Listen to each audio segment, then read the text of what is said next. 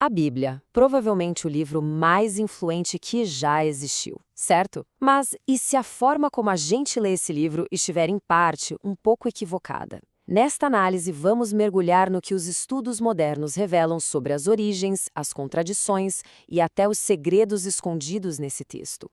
Olha só o nosso roteiro. A gente começa vendo os perigos de se ler tudo ao pé da letra, depois vamos descobrir a mãozinha humana que ajudou a organizar a Bíblia.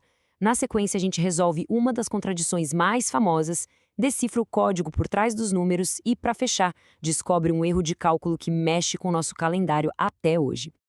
Ok, vamos começar com um problema que aparece logo de cara quando a gente lê textos tão antigos. A tentação de levar cada palavra como um fato literal. Se a gente lê a história da Arca de Noé, literalmente, surgem perguntas como essa. É um quebra-cabeça lógico, que pode parecer bobo, mas que uma vez causou uma crise de fé profunda em um leitor que só queria que as coisas fizessem sentido. E aqui está a solução para essa crise. Sabe, essa sensação de estar sendo enganado, ela desaparece quando a gente entende que a Bíblia não é para ser um livro de história único e literal, mas sim algo muito mais complexo e interessante. E essa é a chave de tudo. A Bíblia não é um livro, é uma biblioteca. Uma coleção de vários documentos escritos por autores diferentes em épocas totalmente distintas e cada um com um objetivo. Só essa ideia já muda completamente o jogo. Para entender como essa biblioteca foi organizada, vamos dar uma olhada em algo que todo mundo acha que sempre esteve lá: a divisão em capítulos e versículos.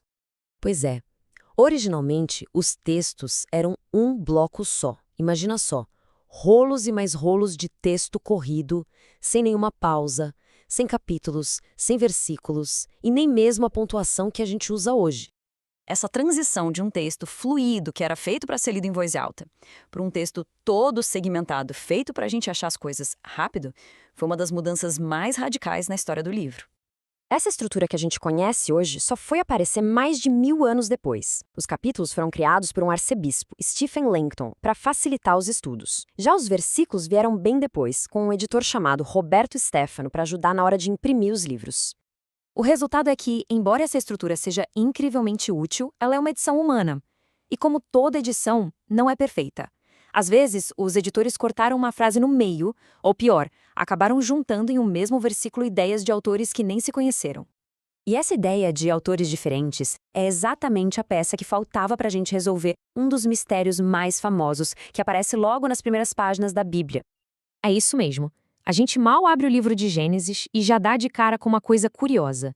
Não uma, mas duas histórias da criação, uma seguida da outra, e que parecem se contradizer totalmente. E as diferenças são gritantes. Num relato, Deus é um ser distante, majestoso, chamado Elohim. No outro, é Yahweh, um Deus que coloca a mão na massa, que passeia pelo jardim. A ordem em que as coisas são criadas também é invertida.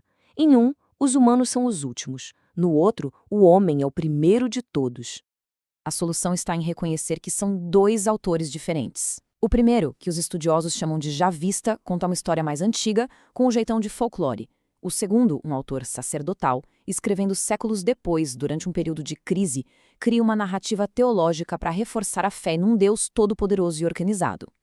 Essa ideia de um significado por trás do texto não vale só para as histórias, mas também para os números. Vamos ver como a matemática na Bíblia muitas vezes tem um peso simbólico e não literal.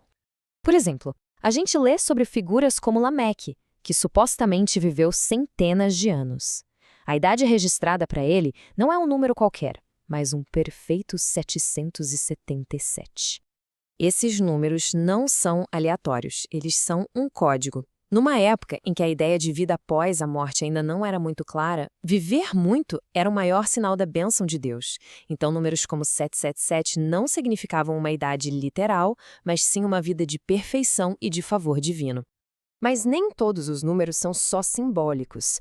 Alguns dá para a gente cruzar com registros históricos. E é aí que a gente encontra uma das maiores surpresas de todas, uma que afeta diretamente o jeito como a gente mede o tempo. Todo o nosso calendário moderno, a divisão entre antes e depois de Cristo, está baseado em um único ponto de partida: a ideia de que Jesus nasceu no ano 1. Acontece que a própria Bíblia nos dá uma pista histórica fundamental que desafia essa data.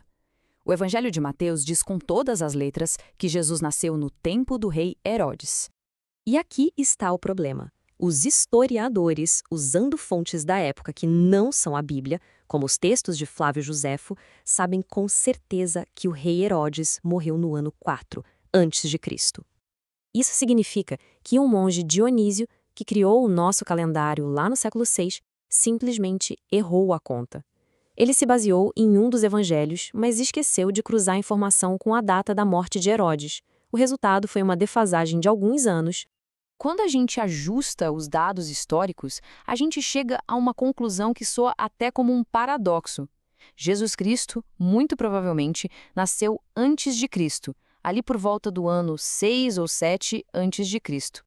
Então, se a Bíblia é essa biblioteca tão complexa, com tantos autores e camadas de significado, o que isso nos diz sobre a verdade dela? Talvez a verdade não esteja na precisão literal de cada detalhe, mas na sua capacidade de contar a incrível jornada da humanidade em busca de um sentido. Olhar para ela assim não diminui sua importância. Pelo contrário, só revela camadas ainda mais profundas de sabedoria e nos convida a continuar explorando.